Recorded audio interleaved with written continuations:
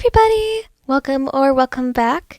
If you're new, I'm Sleepless Starlight, and today I'll be drawing a Rosie's bookworm character since it's back to school season, unfortunately.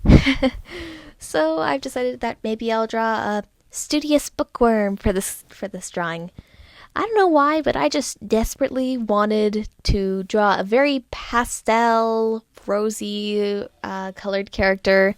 So I decided I was just going to combine the two and do something seasonal, so back to school, and pastels. So that was my inspiration for it. In the rough sketch on paper, I decided that I wanted her to be holding a big stack of books, like maybe she was grabbing a lot of stuff from the library or something. And then I started to work on the hair. I wanted her to have very long hair that's down to her lower back, and I gave her a little flower on her hair. Let's see, what else? I was trying to figure out what else to add, and then I realized I completely forgot the shoes. And once I remembered the shoes, I got down to Clip Studio Paint. For Clip Studio Paint, I felt like something was off with her pose a little later on, so I could not draw books good for the life of me. Okay. So I tried to draw the stack of books, and I decided, no, that's not working. I can't get down to the nitty-gritty details, so maybe I'll just have her hold the books closer to her chest. And eventually that worked out, but I couldn't figure out how to draw a book for some reason, so I grabbed one of my own books that I was reading to use as a reference, and then I started trying to copy down the general look of it. Once I felt like I had that, I started working on the eyes and then the hair. I've been working out a lot of new techniques and just trying to practice and work out a lot of different stuff for my art recently. I've been doing a lot of experimentation, to say the least. So I was working with the newish head shape. I decided to do something really new with the hair that you'll see later on. I was adjusting the eyes a little bit because I felt like they weren't being eyes the way they should be. They were in the wrong position. So then I started working on the clothes. I wasn't quite sure if I wanted her to have a schoolgirl outfit or just a casual but kind of sweet look, so I decided to just kind of combine the two. When you don't know what to draw and you have multiple ideas, just combine them all into one thing. That's my process, and it most of the time works, unless the two things don't really work together.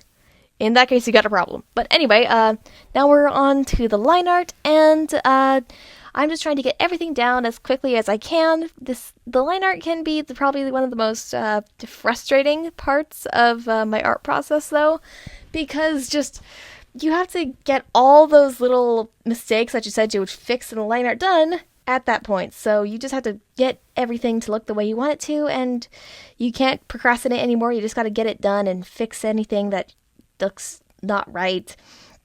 Now I'm on to coloring, which is one of my favorite parts of the art process. And like I said, I had a very different process in mind for this.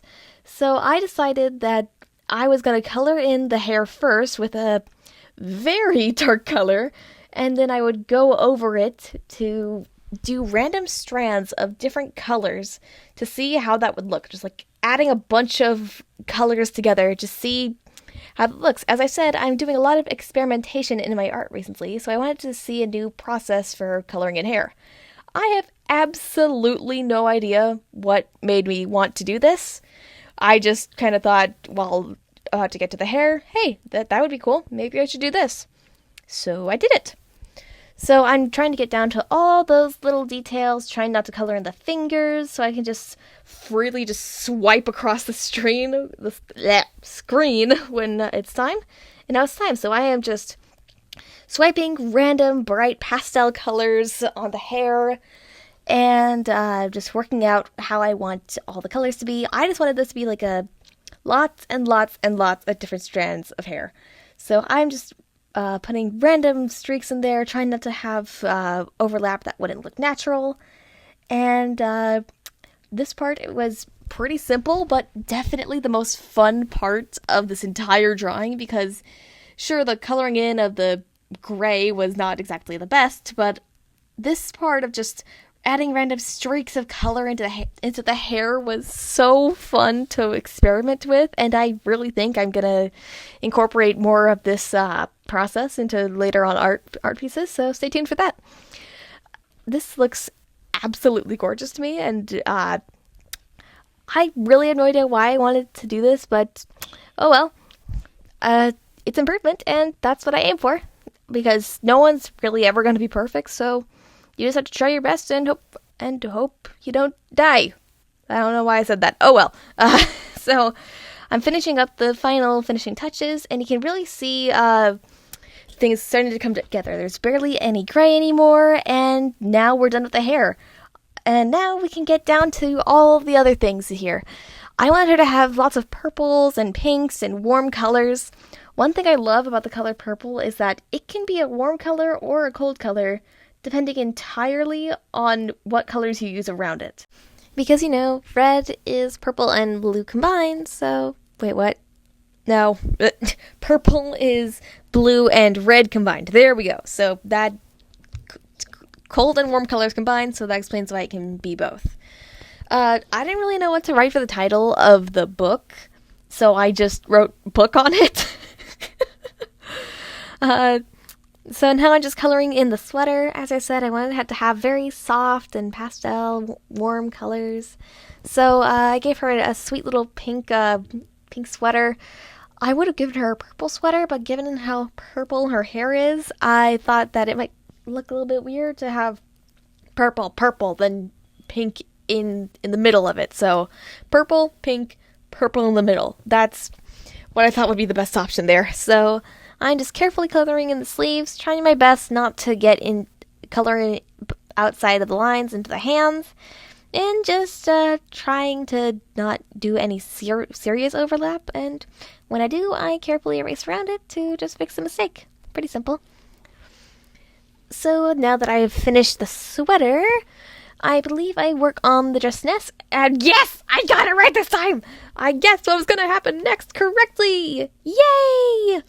Okay, so we're working on the dress, and like I said, as I decided to give it a nice purple color, nice and light to work well with everything else that's going on.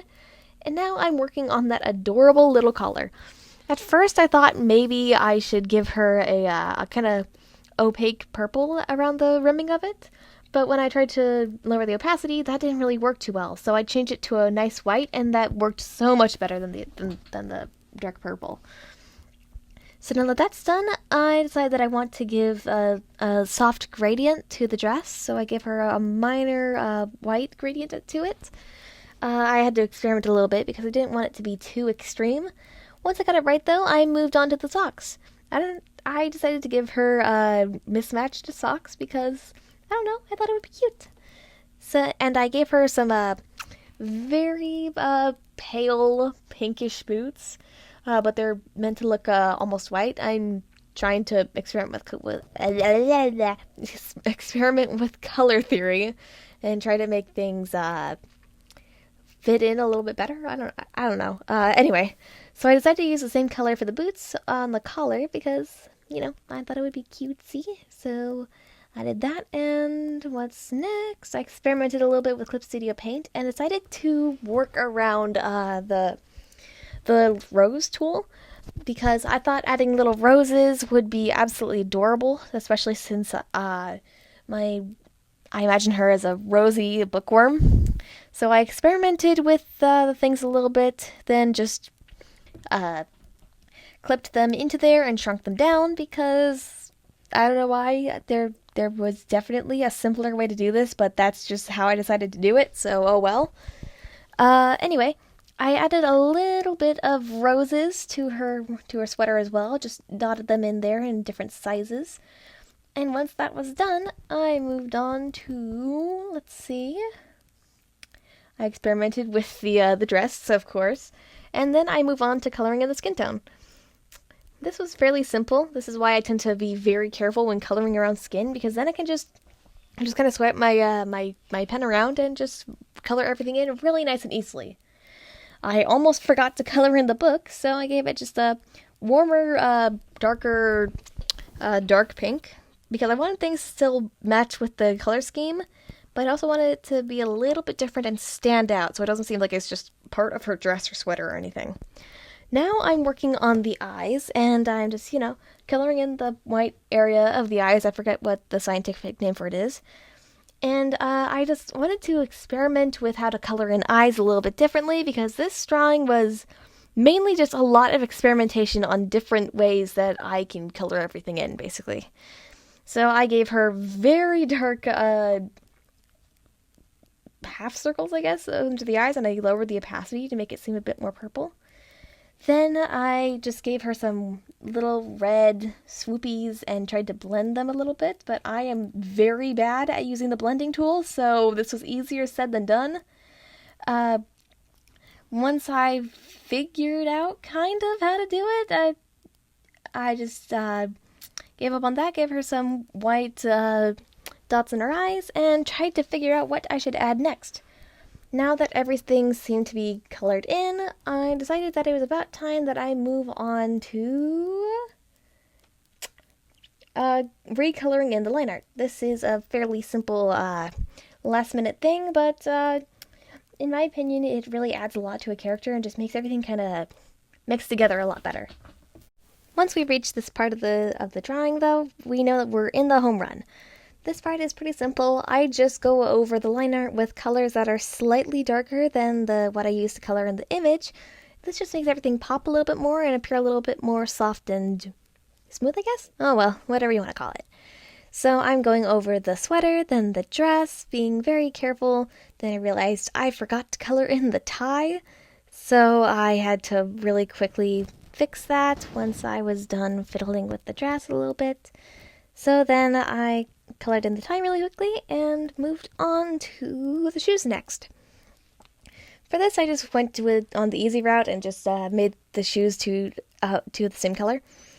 Then I just colored in the book very carefully, and the last part of the going over the line art process is going over the eyes.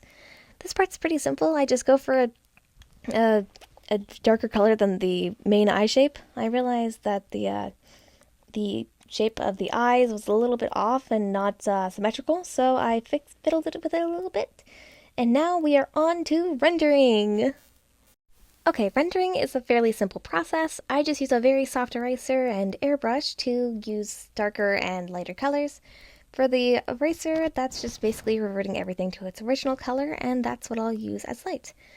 And for the airbrush, I use a slightly darker color than I use for the rest of my my rendering layer to get in some darker colors.